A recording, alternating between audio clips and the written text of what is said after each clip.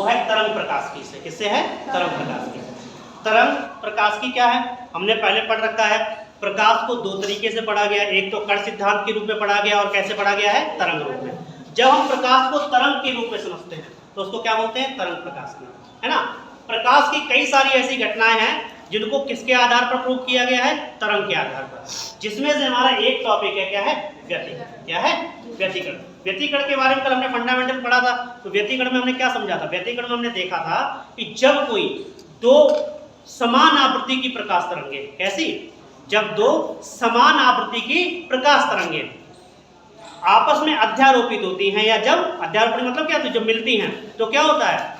उस तरंग में कई जगह पर प्रकाश की तीव्रता होती है, कई बिंदुओं पर प्रकाश की तीव्रता अधिक होती है और किन्हीं बिंदुओं पर प्रकाश की तीव्रता कैसी होती है? न्यूनतम होती है। तो जहां पर प्रकाश की तीव्रता अधिक होती है उसे बोलते हैं संपोषी व्यतिकरण, और जहां पर प्रकाश की तीव्रता कैसी होती है? न्यूनतम होती है, उसे क्या बोलते हैं हम? विनाशी व्यतिकरण। क्या कहते हैं? और इस पूरी घटना को जहां पर प्रकाश की तीव्रता अधिक है और प्रकाश की तीव्रता न्यूनतम है, इस संपूर्ण घटना को हम क्या कहते हैं? व्यतिकरण।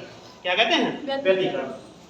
तो यहां पर हम समझेंगे दो तरंगे y1 तरंग का आयाम a1 है। आयाम कितना है? a1 है, ठीक है। और इसकी आवृत्ति, ये जब एक पूरा तरंग कंप्लीट होता है तो इसकी पूरी बोलते हैं, इस कंप्लीशन बोलते हैं, इस फ्रीक्वेंसी बोलते हैं आवृत्ति। क्या बोलते हैं? आवृत्ति। एक समान आवृत्ति की दूसरी प्रकाश कर ली, समान आवृत्ति की क्या ली है? दूसरी प्रकाश कर ली, यानी कि ये आवृत्ति इसकी समान है दोनों की, पर इसके आयाम डिफरेंस है। इसका आयाम कितना है? a2। ये आयाम का प्लस भाग है और ये कैसा भाग है? माइनस। जब ये प्रकाश करें दोनों अब अध्यारोपित होंगी। क्या होंगी? अध्यारोपित होंगी, अर्थात मिलेंगी। तो क्या होगा? यहाँ पे प्लस वाला भाग किसके साथ मिलेगा? प्लस के साथ। तो दोनों आयाम मिलकर कैसा हो जाएगा? एक बड़ा आयाम बन जाएगा। क्या बन जाएगा? बड़ा आयाम बन जाएगा। और जब माइनस माइनस के साथ जुड़ेगा तो क्या होगा? ये आयाम भी कैसा हो जाएगा? बड़ा हो जाएगा। ठीक, यहाँ पर a बराबर में प्राप्त होगा a1 प्लस a2, यानी कि जहां पर जब दो आयाम जुड़ जाएंगे तो जो परिणामी आयाम है वो कैसा हो जाएगा? बड़ा हो जाएगा, है ना। तो इस घटना को बोलेंगे हम संपोषी व्यतिकरण। क्या बोलेंगे? संपोषी व्यतिकरण। इसके बाद यहां पर दूसरी कंडीशन देखते हैं विनाशी व्यतिकरण की। यहां पर एक तरंग है आपकी,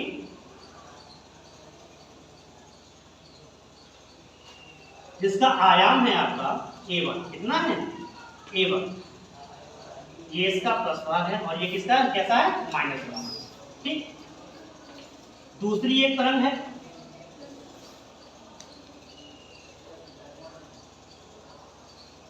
ये माइनस भाग है आयन का, ये a2 आयन की तरंग है और ये क्या है आपका? प्लस। जब इस तरीके का व्यतिकरण होगा, जब आयाम के प्लस वाले भाग से कौन सा मिलेगा? माइनस का। सपोज ये कितना है आपका? 8। कितना है? 8। और ये कितना है? 6। तो यहाँ पर जो परिणामी आयाम मिलेगा आपको वो मिलेगा आपको a1 माइनस a2। तो यहाँ पर क्या हो जाएगा? a1 कितना है बेटा? 8। और यहाँ पर कितना हो जाएगा? 6। यानी कुल परिणामी आयाम कितना होगा? 2। यानी जो यहाँ पर परिणामी आयाम आएगा वो माइनस में आएगा, यानी घटेगा। तो ये आयाम कैसा हो जाएगा? इस तरीके से। यहाँ पर क्या था? जब प्लस के जुड़ा हुआ था आयाम कैसा था? बड़ा था। और जब आयाम बढ़ रहा है यानी यहाँ पर प्रकाश की तीव्रता कैसी होगी? अधिक होगी। अधिक होगी तो क्या होगा? संपोषी व्यतिकरण होगा। यहाँ पर प्लस वाले आयाम से माइनस वाला आयाम मिला तो क्या होगा? 8 + 6 कितना हुआ? 2। यानी आयाम कैसा होगा? घटेगा। और जहाँ पर आयाम अर्थात प्रकाश, जहाँ पर आयाम घटेगा अर्थात वहां पर प्रकाश की तीव्रता कैसी होगी? न्यूनतम होगी। और जहाँ पर प्रकाश की तीव्रता न्यूनतम होगी वहां पर कैसा व्यतिकरण होगा? विनाशी व्यतिकरण होगा। ठीक है, इस चीज को हम डेरिवेशन के थ्रू समझेंगे। किसके थ्रू समझना है? हमें डेरिवेशन के थ्रू समझना है।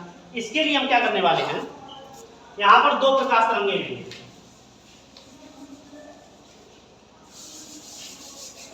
पहली प्रकाश तरंग क्या है आपकी?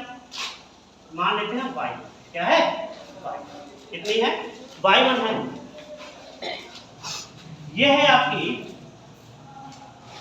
a1 sine omega into T.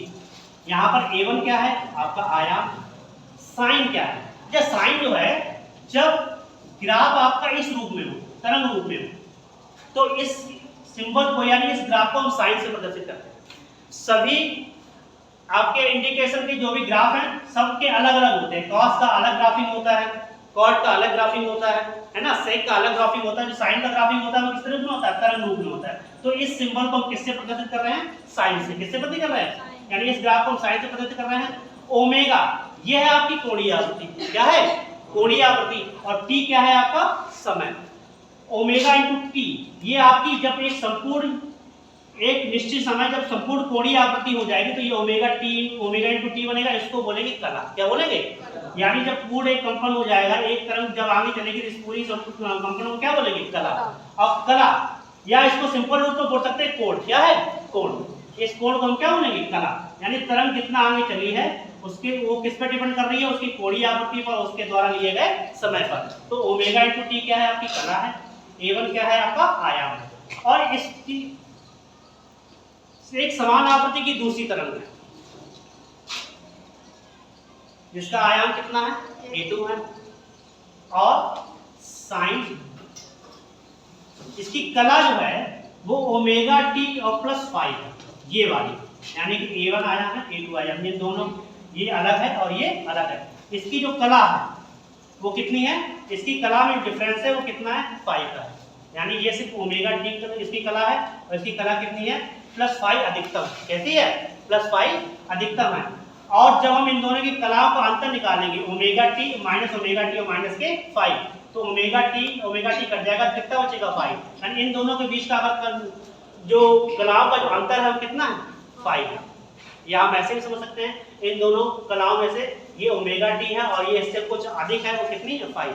या इनके बीच का जो हम कहें इसको इस तरीके से बोल सकते हैं, ये 5 क्या है, इन दोनों की कलाओं के बीच का क्या है, अंतर है, यानी डिफरेंस है। ये है आपका समीकरण 1। ये है क्या, आपका समीकरण 2। हमें क्या करना है, व्यतिकरण कराना है। व्यतिकरण कराने के लिए क्या करना पड़ेगा, दोनों किरणों का अध्यारोपण करना पड़ेगा, यानी दोनों किरणों को हमें क्या करना पड़ेगा, जोड़ना पड़ेगा, है ना। तो यहाँ पर लिखेंगे अध्यारोपण के सिद्धांत से। किसके सिद्धांत से, अध्यारोपण के सिद्धांत से। अध्यारोपण के सिद्धांत से दोनों तरंगों को हम जोड़ेंगे। y बराबर क्या हो जाएगा, y1 प्लस y2। यहाँ पर y1 और y2 की मान रखिए, इसको जोड़िए। y1 कितना है, A1 साइन ओमेगा टी, और y2 कितना है, A2 साइन ओमेगा टी और प्लस 5। अगर आप देख पा रहे हो तो यहाँ पे y बराबर A1 साइन ओमेगा टी, और ये आपका सूत्र है साइन A प्लस बी का। किसका सूत्र है, साइन A प्लस बी का। ये सब सुनता है, ये क्या, इसका सूत्र कितना होता है, साइन A प्लस बी बराबर कितना होता है, साइन A कॉस बी और plus cos A sine B. ठीक होता है। तो यहाँ पर A की जगह है ओमेगा टी और B की जगह कितना है, 5। इसको ऐसे ही सॉल्व कर लो। A2 साइन, इसको ओपन करिए, साइन A यानी साइन ओमेगा टी और कॉस B यानी cos 5 plus cos omega T और इनटू साइन 5। A2 का इसके अंदर गुणा करिए, y बराबर A1 साइन ओमेगा टी और plus A2 sine omega T cos 5 और A2 कॉस ओमेगा टी और इनटू साइन। इतना समझ में आया। अब यहां पर हम क्या करेंगे, y बराबर इन दोनों में से कॉमन क्या हो रहा है, साइन ओमेगा टी और साइन ओमेगा टी।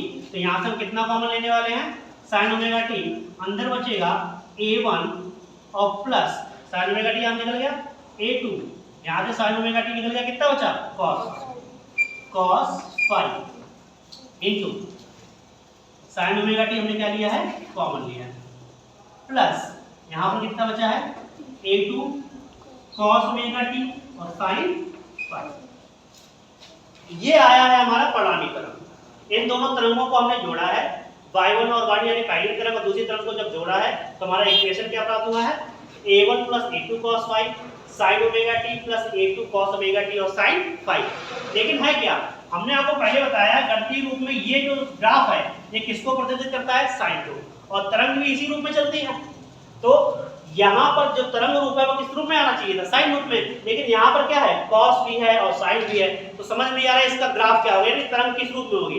तो हम क्या करेंगे, इस पूरे इक्वेशन को साइन के रूप में कन्वर्ट करेंगे। किसके रूप में करेंगे? साइन के रूप में कन्वर्ट करेंगे। तो इसको कन्वर्ट करने के लिए एक काम करना पड़ेगा, हमें क्या करना पड़ेगा, यहाँ पर जो ये है a1 plus a2 cos phi, क्या है? a1 plus a2 cos phi, इसको मान लेंगे हम r sin थीटा। क्या मान लेंगे? r sin theta.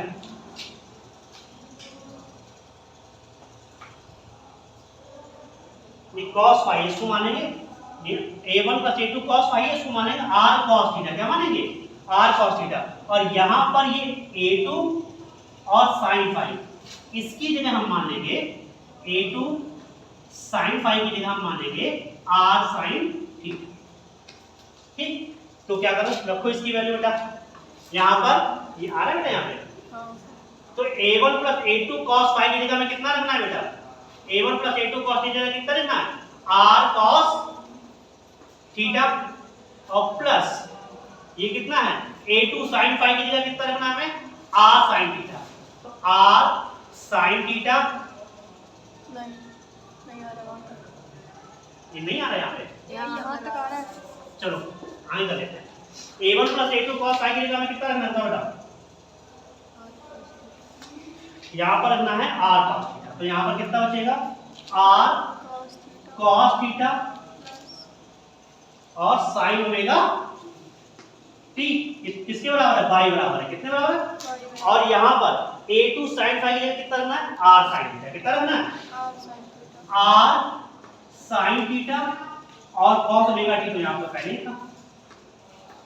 अगर आप यहाँ पर देखो, sin है cos b और cos है sin b, पहली बार सूत्र बन गया यहाँ पर। तो इसको हम सूत्र को क्या लिख सकते हैं?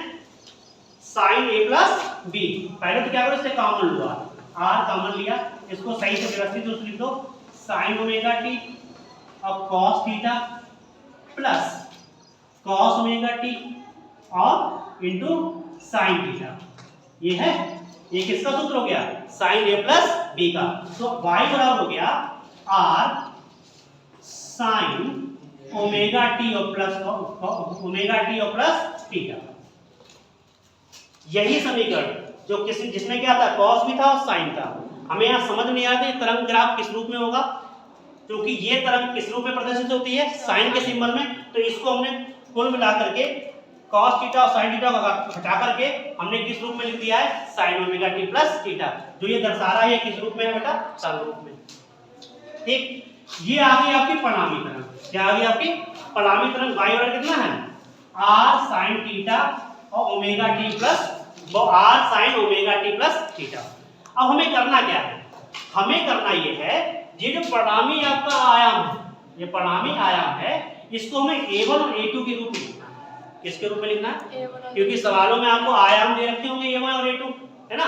तो इस r को हमें लिखना है a1 और a2 के रूप में। किसके रूप में लिखना है? a1 और a2 के रूप में लिखना है। तो उसके लिए हमें थोड़ी और क्रिया करनी पड़ेगी। फिलहाल आपकी जो परिणामी तरंग है वो कितनी है? y बराबर r sin omega t plus theta. अब हमें r को कन्वर्ट करना है किसके रूप में? a1 और a2 के रूप में। तो इसके लिए काम करेंगे, क्या करेंगे? इसको ऐसा करो, इसको मान लो समीकरण 3 और इसको मान समीकरण 3 और 4 को वर्ग करके जोड़ देंगे। क्या करते हैं? वर्ग करके। यहां तक समझ में आया आपको? ठीक है, हमने दो तरंगे ली, y1 y2, जिनके आयाम a1 a2 हैं और इनके कलाओं का अंतर ओमेगा t प्लस कितना है? 5। ठीक है, इन दोनों तरंगों को हमने अध्यारोपण सिद्धांत से जोड़ा, y1 प्लस y2 किया। ये सारे इक्वेशन मिलाकर के हमारे कुल जो परिणामी तरंग है y1 कितना आया? r sin omega t plus theta. ये परिणामी तरंग है, पर इस परिणामी तरंग को यानी r को हमें किस रूप में लिखना है?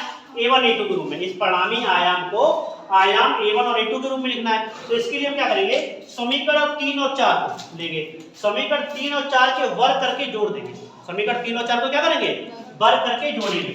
समीकरण 3 और 4 को वर्ग करके जोड़ने पर करिए वर्ग a1 plus a2 a1 plus a2 cos phi का होल स्क्वायर प्लस एक पक्षी की तरफ जोड़े जाते हैं, इसका वर्ग करोगे कितना हो जाएगा a2 square sine square phi, कितना हो जाएगा a2 square sine square phi बराबर इसका वर्ग करोगे कितना हो जाएगा r square cos square theta और plus r square sine square theta, है ना, यही होगा। तो ये क्या होगा a प्लस बी का होल स्क्वायर, इसको ओपन करिए तो ये हो जाएगा आपका a1 स्क्वायर, ये हो जाएगा आपका a2 square cos square phi plus 2 a1 a2 cos phi, a square plus B square plus 2ab, ये तो पता ही होगा सभी को, और प्लस यहाँ पर कितना हो जाएगा a square sine square phi बराबर इन दोनों में कॉमन क्या हो रहा है बेटा r स्क्वायर हो जाएगा कॉस स्क्वायर थीटा और प्लस साइन स्क्वायर थीटा। यहां पर देखिए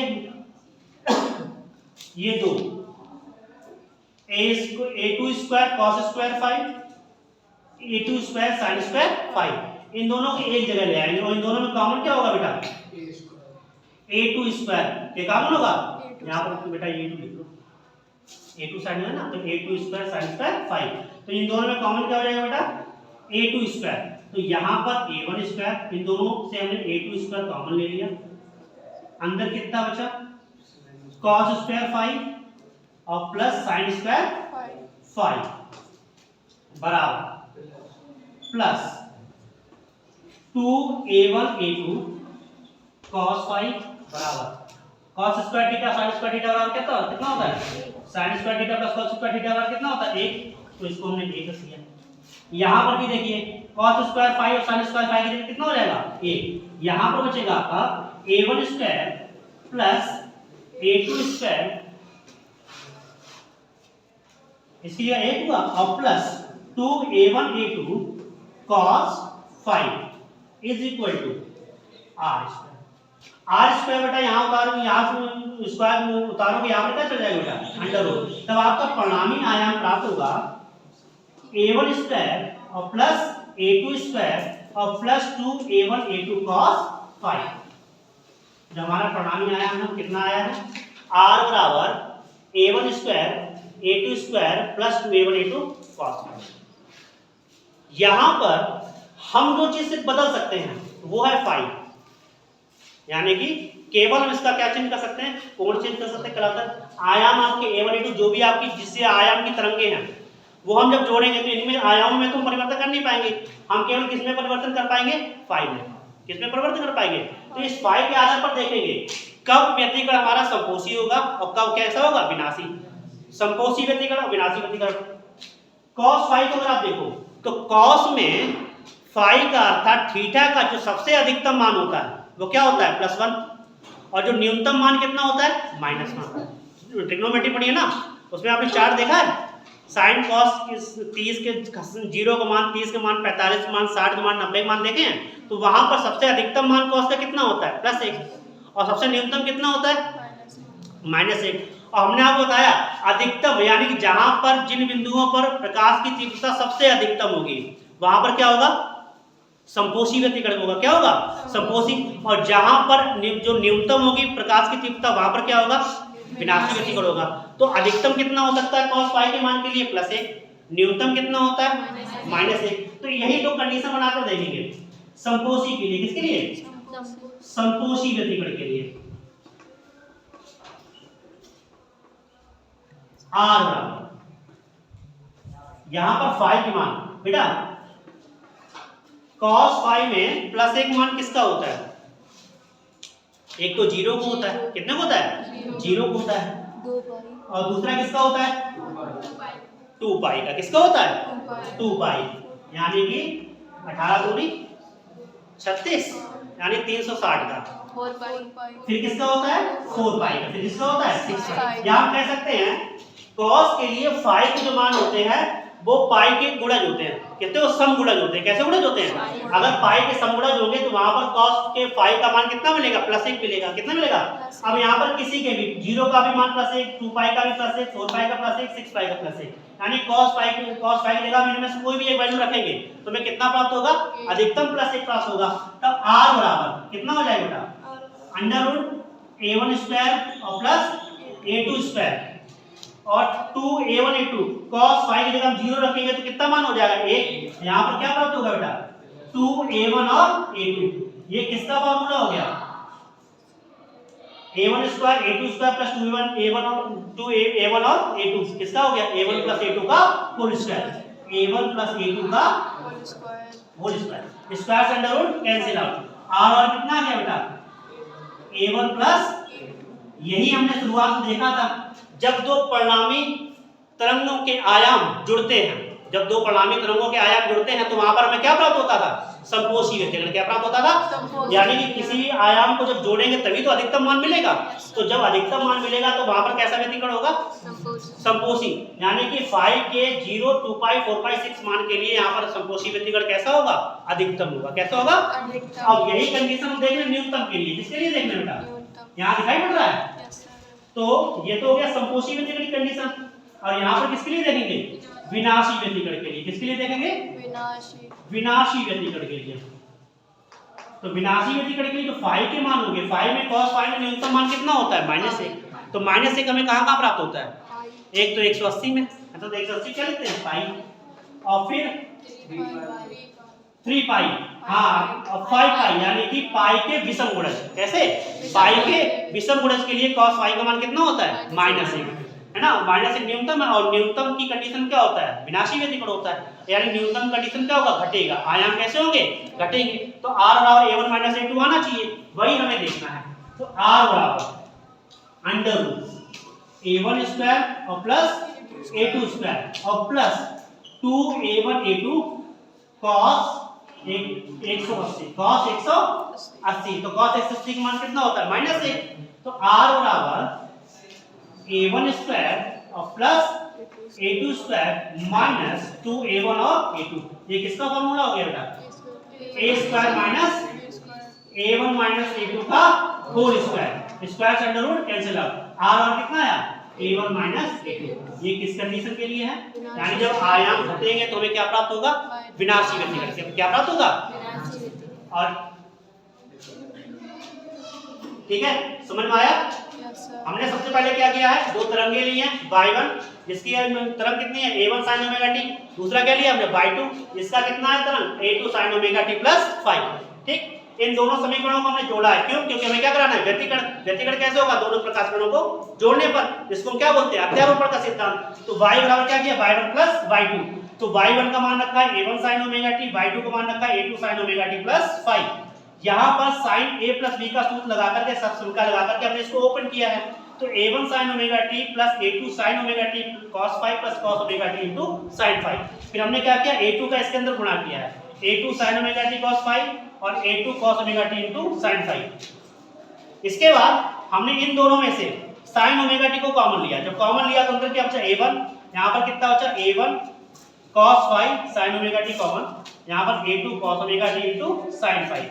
ठीक, हमें ये समीकरण चाहिए साइन ग्रुप में। क्यों चाहिए, क्योंकि ये जो तरंग ग्राफ है वो साइन को दर्शाता है, और यहाँ पर साइन को सब चीज हमें पता ही नहीं, समझ में तरंग ग्रुप होगा क्या, है ना। इस तरंग ग्रुप को परिभाषित करने के लिए हमें इसको किसमें परिवर्तित करना है, साइन ग्रुप में।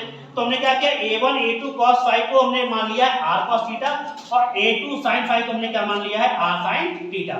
इसकी जगह रखा है r cos थीटा, और इन दोनों की जगह क्या रखा है हमने, r sin थीटा। हमें नया इक्वेशन प्राप्त हुआ, y बराबर r cos theta sin omega t plus r sin theta cos omega t। दोनों में से कॉमन क्या हो रहा है, r कॉमन लिया तो अंदर बचा क्या, sin omega t cos theta plus cos omega t sin theta. ये पुनः सब सूत्र बन गया किसका, sin a प्लस b का। तो r बराबर y sin omega t plus theta. ये किस रूप में आ गया, साइन रूप में। इन दोनों, और जब साइन रूप में आ गया तो ये किस रूप को प्रदर्शित करेगा बेटा, तरंग रूप को प्रदर्शित करेगा, है ना। दोनों तरंगों को जोड़ने पर हमें परिणामी तरंग कितनी मिली, r sin omega t plus 5। r क्या है यहाँ पर, परिणामी आयाम क्या है, इस परिणामी आयाम अर्थात जो भी आयाम होंगे a1 प्लस a2 को जब जोड़ेंगे तो हमें क्या प्राप्त होगा, r। तो हमें इस r को a1 और a2 के रूप में लिखना है, आयामों के रूप में लिखना है। तो हमने इसके लिए क्या किया, समीकरण 3 और जो 4 दिए थे, इन समीकरण 3 और 4 को हमने क्या किया, वर्ग करके जोड़ दिया। तो हमने जब इसका वर्ग किया तो a1 प्लस a2 cos 5 का square plus a2 square sin square 5, यानी ये पक्ष एक तरफ वर्ग कर दिया और ये पक्ष क्या किया एक तरफ वर्ग कर दिया। इस तरफ पक्षों को वर्ग किया तो R square cos square theta plus R square sine square theta प्राप्त होगा, है ना। ये बन गया आपका a प्लस b का होल स्क्वायर। इसको जब हमने ओपन किया तो ये a1 square plus a2 square cos square 5 plus a1 a2 cos 5 plus a square sin square 5। यहां पर दोनों में से r हमने कॉमन ले लिया। यहां पर देखिए ये a2 स्क्वायर cos स्क्वायर 5, यहां पर a2 स्क्वायर sin स्क्वायर 5, इन दोनों में से हमें क्या कॉमन मिल रहा है a स्क्वायर। तो हमने यहां पर लिखा a1 स्क्वायर, इससे और इससे a2 स्क्वायर कॉमन ले लिया, अंदर बचा cos 5 cos square 5 sin square 5 plus 2a1 a2 cos 5, तो ये आता है यहाँ पे यहाँ लिख दिया। यहाँ पर cos square theta sin square theta ये भी एक सर्व संख्या, इसकी वैल्यू कितनी होती है प्लस 1, कितनी होती है यहाँ पर हमने 1 रख दिया। इसके बाद जब कॉमन लिया तो यहाँ पर भी हमें एक सर्व संख्या मिली sin square 5 plus cos square 5, इसका वैल्यू कितना होगा 1। हमें क्या प्राप्त हुआ a1 square plus a2 square plus 2a1 a2 cos 5। ये किसका सूत्र है a प्लस b का होल स्क्वायर। इसको हमने किसके रूप में नहीं ये बाद में करेंगे। हमने इसमें क्या किया यहाँ पर r स्क्वायर बचा, यहाँ से स्क्वायर उतारा, यहाँ पर क्या चल जाएगा अंडर रूट। तो हमारा जो परिणामी आयाम है r बराबर कितना प्राप्त हुआ a1 a2 रूप में under root a1 square plus a2 square plus 2a1 a2 cos 5। अब हमें इसको देखना था किस रूप में समपोषी व्यतिकरण के रूप में और विनाशी व्यतिकरण के रूप में। तो समपोषी के लिए क्या होगा आयाम जब जोड़ेंगे तो अधिकतम होगा। समपोषी व्यतिकरण कहता क्या है जब जहां पर दो प्रकार जो प्रकाश तरंगें हैं समान आवृत्ति की, जब वो अध्यारोपित होती हैं कई बिंदुओं पर क्या होता है प्रकाश की तीव्रता अधिक होती है। अधिक कब होगी जब दोनों आयाम जुड़ेंगे। जिस बिंदु पर दोनों आयाम जुड़ जाएंगे तो वहां पर क्या होगी प्रकाश की तीव्रता अधिक होगी, तो वहां पर हमें क्या मिलेगा समपोषी व्यतिकरण मिलेगा। तो यहाँ पर हमें करना क्या है इसको समपोषी व्यतिकरण के आधार पर सॉल्व करना है। तो cos फाई के लिए देखिए यहाँ पर a1 a2 क्या है आयाम है, ये परिवर्तित नहीं हो सकते। जो परिवर्तित हो सकता है वो क्या हो सकता है cos फाई। क्या हो सकता है cos फाई। और पाई का cos फाई का अधिकतम मान कितना होता है प्लस 1, न्यूनतम मान कितना होता है। तो हमें किसके लिए करना है समपोषी व्यतिकरण के लिए। समपोषी व्यतिकरण के लिए कैसा होना चाहिए अधिकतम होना चाहिए। तो अधिकतम कितना है प्लस 1। तो अधिकतम प्लस 1 cos फाई के लिए कब प्राप्त होगा जब फाई बराबर 0 रखेंगे, 2 पाई रखेंगे, 4 पाई रखेंगे, 6 पाई रखेंगे। हम ऐसे कर सकते हैं पाई की जब समूलक रखेंगे तो हमें cos का मान कितना मिलेगा प्लस 1। तो cos मान का प्लस 1 हमने रखा 0 रख करके। तो a1 square plus a2 square हमने cos फाई की जगह जब 0 रखा तो यहाँ पे कितना होगा 2a1 a2 cos 0 का मान कितना होता है 1। ये फॉर्मूला किसका बन गया a1 प्लस a2 का होल स्क्वायर। तो a1 प्लस a2 का होल स्क्वायर का अंडर रूट कट गया तो r1 कितना है a1 प्लस a2। और हमें पता है कि जब आयाम मिलेंगे जिस जगह पर तो वहां पर प्रकाश की तीव्रता कैसी होगी अधिकतम होगी, और जब अधिकतम होगी तो वहां पर क्या कौन सा व्यतिकरण प्राप्त होगा समपोषी। इसी प्रकार हमें देखना था विनाशी व्यतिकरण के लिए। किसके लिए देखना था विनाशी व्यतिकरण के लिए। तो विनाशी के लिए पाई का मान कैसा हो cos फाई का न्यूनतम कम मिलता है -1। तो -1 कब मिलेगा जब cos फाई के लिए कितना रखेंगे पाई या 3 पाई या 5 पाई, या हम ऐसे कर सकते हैं cos के न्यूनतम मान हमें तब मिलेंगे जब पाई के कैसे हो विषम गुणक। कैसे हो विषम गुणक। तब हमने क्या करा पाई की जगह रखा पाई का मान, पाई की जगह किसका मान था पाई का। तो पाई मतलब 180 और cos 180 की मान कितना -1 कितना है -1। तो -1 ने क्या किया इस वाले टर्म को कैसा कर दिया माइनस का। तो ये किसका सूत्र बन गया a1 a2 का होल स्क्वायर। इस स्क्वायर से क्या कट जाएगा अंडर रूट कट जाएगा। तब r कितना मिलेगा a1 a2। अर्थात आयाम क्या हो रहे हैं घट रहे हैं, और जहां पर आयाम घटेंगे वहां पर प्रकाश की तीव्रता कैसी होगी न्यूनतम होगी। कैसी होगी और जब न्यूनतम होगी तो वहां पर हमें कैसा व्यतिकरण प्राप्त होगा विनाशी व्यतिकरण प्राप्त होगा। ठीक थैंक यू नोट डाउन कर लीजिए इसको।